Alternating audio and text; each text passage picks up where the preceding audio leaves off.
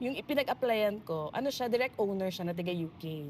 Oh. So, I got the email. Tapos, nag-sorry siya kasi busy lang, Pasko. Tapos, nag-shortlist siya. Tapos, tinanong niya if I wanted to proceed. So, parang, uy, buhay pa pala to, ganyan. And then, yun, it was just a series of emails pati. I'll send you 5 questions, tapos ibabalik ko sa kanya paragraph form. Via email? Via email. Oh, wow. Fast forward, January 21 nag-start na ako sa kanya. Yun na. Okay, So, yung medyo...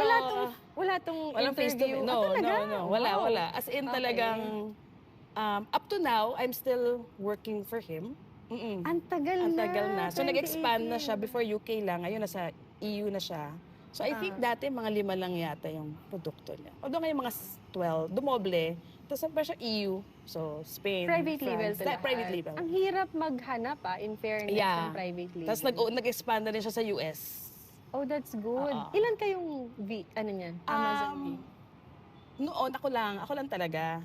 Tapos hanggat sa, meron siya ibang kinukuha, pero doon na base, yung sa customer service, ganyan. Pero yung sa akin was really on inventory and logistics. So that's everything good. from the supplier in China, hanggat makarating siya sa Amazon